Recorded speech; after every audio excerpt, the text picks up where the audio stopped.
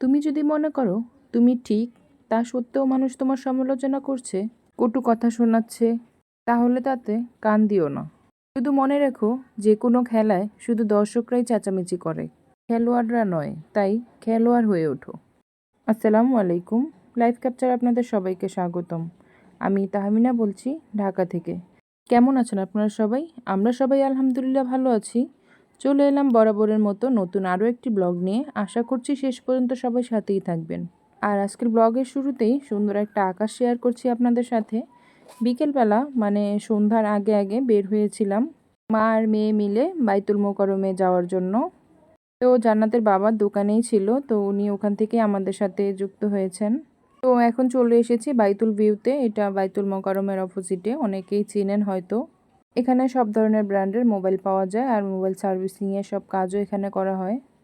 তো আজকে মূলত আমাদের আসা হয়েছে একটা মোবাইল কেনার জন্যই, জান্নাতের বাবার জন্য। ওনার হাতের মোবাইলটার অবস্থা খুবই খারাপ, অনেকবার সার্ভিসিং করা হয়েছে, তারপরেও নিতে চাচ্ছিল না, জোর করেই নিয়ে আসা আর কি। আমরা মা আর মেয়ে এসে ফোন দিয়েছি, তারপরেই উনি এসেছে। আর এবার চিন্তা করলাম টেকনো ফোন নেওয়ার জন্য। আমি বাসায় বসে অনেকবার রিভিউ দেখেছি, তো আমার কাছে টেকনো কেমন 30 যে ফোনটা, ওটা ভালোই লেগেছে। দাম অনুযায়ী রিভিউ খুব ভালোই ছিল, তো ওই ফোনটাই নেওয়ার ইচ্ছা আছে।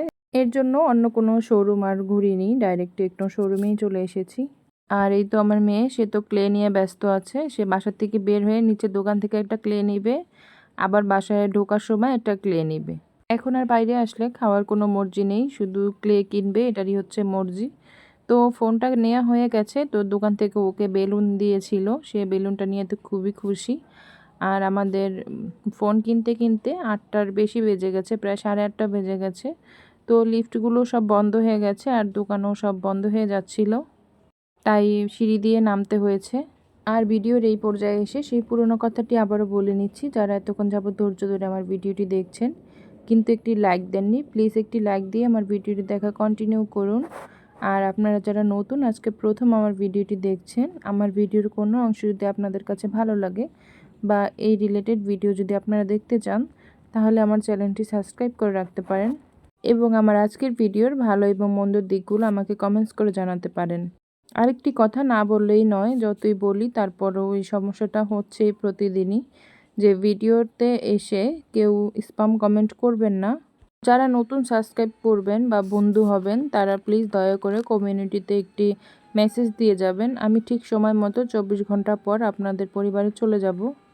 আর এই তো আমার মেয়ের ইদানিং একটা বদ অভ্যাস হয়েছে, যেটা আগে ছিল না, যে সে বাইরে আসলেই খেলনা দেখলে খেলনা কেনার জন্য মর্জি করে, কিন্তু বাসায় নিয়ে সেই খেলনাগুলো সে একদিনও খেলে না, সেটা এখানে সেখানে পড়ে থাকে।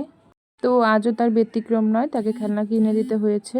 তারপর চলে এসেছিলাম টুপি আর আতরের দোকানে। আর এখান থেকে ছেলেদের জন্য 2টা আতর, আর ছেলেদের আর ছেলের বাবার জন্য টুপি কেনা হয়েছে। আমার দুনো ছেলে যেহেতু মাদ্রাসায় পড়ে, তো ওরা এই ধরনের গিফট পেলে প্রচুর পরিমাণের খুশি হয়ে যায়। আর সেদিন রাতের খাবারটা আমরা বাইরে খেয়ে নিয়েছিলাম, আর ছেলেদের জন্য পার্সেল করে বাসায় নিয়ে গিয়েছিলাম। ওগুলো আর ভিডিও করা হয়নি। আর এটা হচ্ছে তার পরের দিনের ভিডিও। রাতের বেলা কিছুই রান্না করে খেতে ভালো লাগছিল না, তাই ভাবলাম একটু অন্যরকম ভর্তা ভাজি ট্রাই করি আজকে। তো এখানে আমি বেশ কিছু চিংড়ি মাছ নিয়ে নিয়েছি, এগুলোকে আমি ধুয়ে বেছে নিয়েছি। তারপরে কিছু হলুদের গুঁড়া, মরিচের গুঁড়া আর লবণ দিয়ে মেখে নিচ্ছি। আর এখন চিংড়ি মাছগুলোকে ভেজে নিচ্ছি। তো চিংড়ি মাছ বেশি লো হিটে ভাজলে দেখা যায় শক্ত হয়ে যায়, আর বেশি হাই হিটে ভাজলেও সেটা পুড়ে যায়। মিডিয়াম আঁচে আমি চিংড়ি মাছগুলোকে 80%-এর মতো ভেজে নিচ্ছি। তারপর মাছগুলোকে আমি একপাশে চাপিয়ে দিয়ে এখানে বেশ কিছু পরিমাণ পেঁয়াজ কুচি দিয়ে দিচ্ছি। দিয়ে আমি সাথে কিছু কাঁচামরিচ কুচিও দিয়ে দিব, দিয়ে খুব ভালোভাবে ভেজে নিব নরম হওয়া পর্যন্ত। এই যে আমার পেঁয়াজটা অনেকটা ভাজা হয়ে গেছে, প্রায় লাল লাল হয়ে এসেছে। আমি এখানে এখন পরিমাণ মতো একটু লবণ আর একটু অল্প পরিমাণ হলুদের গুঁড়ো দিয়ে দিয়েছি। দিয়ে এই যে সবগুলো একসাথে মিশিয়ে নিচ্ছি চিংড়ি মাছের সাথে। তারপরে দিয়ে দিয়েছি অনেকটা ধনিয়া পাতা কুচি, তো এগুলো হচ্ছে বিলাতি ধনিয়া পাতা। দিয়ে আমি আর একটু নাড়াচাড়া করে তারপরে নামিয়ে নিব। যখন কোনো কিছুই খেতে ভালো লাগে না, যদি চিংড়ি মাছ ঘরে থাকে, তাহলে এই রেসিপিটা ট্রাই করে দেখতে পারেন। আমি 100% শিওর যাদের মুখে রুচি নাই, তাদের মুখেও রুচি ফিরে আসবে। পর এখানে আমি 2টা ইলিশ মাছের লেজ নিয়ে নিয়েছি। তো এগুলোকে আমি হলুদের গুঁড়া, মরিচের গুঁড়া, লবণ দিয়ে ভেজে নিয়েছি। নিয়ে এখন কাঁটাগুলোকে বেছে নিচ্ছি। মাছের কাঁটা বাছা হয়ে গেছে আমার। আমি এখানে কাঁচামরিচ আর শুকনো মরিচ ভেজে নিয়েছি, ওগুলোকেই হাত দিয়ে ডলে নিচ্ছি। তারপর সাথে লবণ, পেঁয়াজের কুচি আর ধনিয়া পাতা কুচি দিয়ে আমি একসাথে মেখে নিব। তারপর বাছা মাছগুলোর সাথে দিয়ে আমি সরিষার তেল দিয়ে মেখে নিচ্ছি। আর এই ভর্তাটাতে কাঁচা পেঁয়াজ আর কাঁচা ধনিয়া পাতা দিলেই সবথেকে বেশি মজার হয়। আর সাথে আমি আজকে বেগুন ভর্তাও করে নিচ্ছি। তো এগুলো ছিল চিকন চিকন বেগুন। তো এই বেগুনের চামড়াগুলো একটু মোটা হয়ে থাকে, ভর্তা বানালে ওটার খেতে ভালো লাগে না। তো আমি চামড়াগুলোকে উঠিয়ে নিচ্ছি। নিয়ে সেম প্রসেসে আমি শুকনো মরিচ, পেঁয়াজ আর ধনিয়া পাতা দিয়ে লবণ দিয়ে মেখে নিচ্ছি। আমার 2টা ভর্তাই কমপ্লিট হয়ে গেছে। আর গরুর কোচ রান্না করা ছিল ফ্রিজে, ওটা বাচ্চাদের জন্য বের করে গরম করে নিয়েছি। কিছুদিন আগে আমার বড় ছেলের জন্মদিন ছিল। তো জান্নাতের বাবাকে বলেছিলাম যে 3-4 কেজি পরিমাণের গরুর গোশত নিয়ে আসো। ছেলে মাদ্রাসায় বিরিয়ানি রান্না করে দিতে বলেছে, তো 3-4 কেজি হলেই হয়ে যাবে। তারপর হচ্ছে বাকিটা ইতিহাস। সে রাতের 11টা বাজে এই 2.5 কেজি চিংড়ি মাছ নিয়ে এসেছে, 7 কেজির ওপরে গরুর গোশত নিয়ে এসেছে, আর নিয়ে এসেছে 2.5 কেজি পোয়া মাছ। আর হ্যাঁ, সাথে আরও 1 কেজি ফ্যাপসাও ছিল। তো দেখে আমার এত পরিমাণ জিদ উঠে গিয়েছিল যে এতগুলো বাজার একসাথে করার কি প্রয়োজন ছিল। কিছুদিন আগে আমি বাজার করেছি। তো তার উত্তর ছিল তাকে কেন আমি গরুর গোশত আনতে বললাম।